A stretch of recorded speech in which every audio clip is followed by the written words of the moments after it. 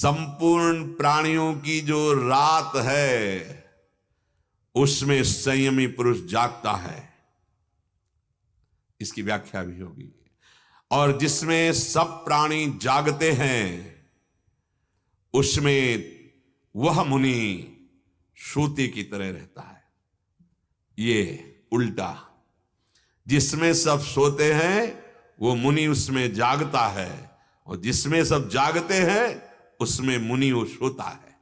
भगवान किसने, कौन सा? जिसने अपनी इंद्रिय और मन को अधीन करके परमात्मा में लगा दिया, भगवान में लगा दिया। अब इसकी व्याख्या करते हैं, या निशा सर्वभूतानाम, जिनकी इंद्रिया और मन वश में नहीं है, वो भोगों में आसक्त हैं, उनको कोई मतलब नहीं भगवत प्राप्ति से। अगर वो भगवान के मंदिर में भी जाएंगे, तीर्थयाटन करेंगे, दान पुण्य करेंगे, तो उसी कामनाओं की पूर्ति के लिए, सांसारिक जो उनकी समस्याएं हैं, भोगों की इच्छाएं हैं, उनकी पूर्ति के लिए, भगवान ऐसा कर दे, भगवान ऐसा कर दे। क्या है श्री भगवान? तत्व किसे कहते हैं? ये मैं दुख पर दुख क्यों भोगे जा रहा हूं? ये मेरे हृदय में संताप जलन क्यों हो रही है? हम क्या करने के लिए आए हैं? हमें क्या करना चाहिए? जो हम कर रहे हैं इसका परिणाम क्या है?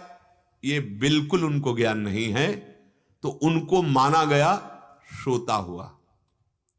सोने का तात्पर्य है बिल्कुल विमुख है भगवान से, तमोगुण छाया हुआ है, रजोगुण छाया हुआ है, समझ ही नहीं पा रहे कि हमारा समय व्यर्थ नष्ट हो रहा है।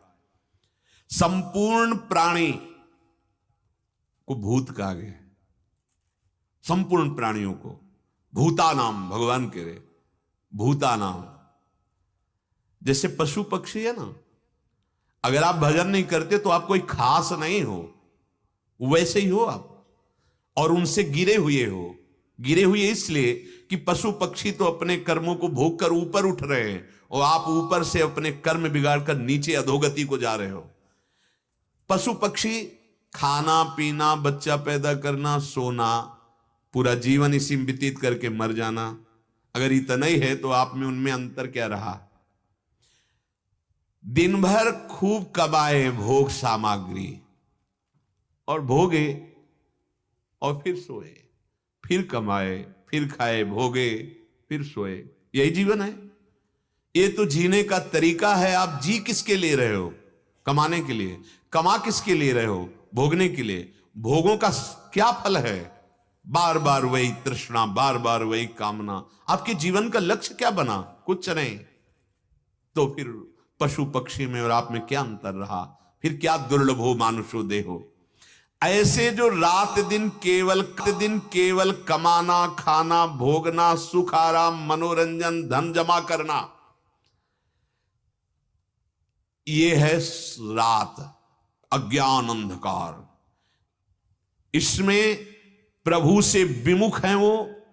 हमें नाम जप करना है, हमें ये जानना है कि मैं कौन हूं, मुझे समझना है कि मैं यहां क्यों भेजा गया हूं, मैं क्यों फंसा हूं, मैं क्यों दुख भोग रहा हूं। कोई प्रश्न का उत्तर अंदर नहीं, कोई प्रश्न ही नहीं, बस मान्यता है परमात्म तत्व की तरफ से सोए हुए हैं। इनके लिए इनका जीवन रात है, पूरा जीवन रात। अगर कोई अंतर है पशु पक्षी में तो बस इतना कि उनके अंदर बुद्धि ज्यादा जागृत नहीं है, और इसमें जागृत है तो बुद्धि का दुरुपयोग कर रहा है। ये पूरा जीवन भगवत कृपा से विमुख जो व्यतीत किया जाता है, ये रात है। इसमें संयमी पुरुष जागता है। यहां रात में जागने का तात्पर्य है वो ऐसे नहीं कि एक भी कोई कर्म बिना विचार किए नहीं करता, इसका फल क्या होगा, ये शास्त्र प्रमाणित है कि नहीं है, नहीं, मेरा उद्देश्य क्या है, मैं ऐसा क्यों करूंगा, नहीं नहीं मुझे नहीं करना। वो विवेक में जागृत है और वो अज्ञान में सोया हुआ है। तस्याम जागृत संयमी, जो साधक है वो जागता है, जो भगवत विमुख है वो सोता है। किसमें? मोह निशा सब सोवनिहारा, देखे स्वप्न अनेक प्रकार। ये स्वप्न की तरह है, कुछ टिकाऊ नहीं है। बड़ा विचित्र खेल अनिर्वचनीय माया का है। या रहस्य रघुगे हैं अपने लोगों के कि भगवत शुद्ध भगवत चर्चा करने और सुनने को मिल रहा है। नहीं तो ऐसा मन है, ऐसी बुद्धि है कि प्रपंच को ही अगर समय भी मिला ना खाली तो वही गेम खेलना, सीरियल, नौटंकी, नाटक देखना, इधर उधर समय बर्बाद कर देना। हाँ, भगवान नाम जप करना, शास्त्र स्वाध्याय करना या सत्संग सुनना, ये तो भाग्यशालियों की बात है। तस्याम जागृत संयमी, जो साधक है, जो संसार में रात की तरह वर्णन किया गया कि ये सब रात जैसी है, उसमें वो जागता है। उसका लक्ष्य बन जाता है इंद्रिय और मन को वश में करके भगवान की प्राप्ति करना। भूल से भी हम कोई पाप नहीं करेंगे। हमारा ध्येय है इस जन्म में निरंतर भजन होने लगे और भगवान की स्मृति में हमारा शरीर छूटे।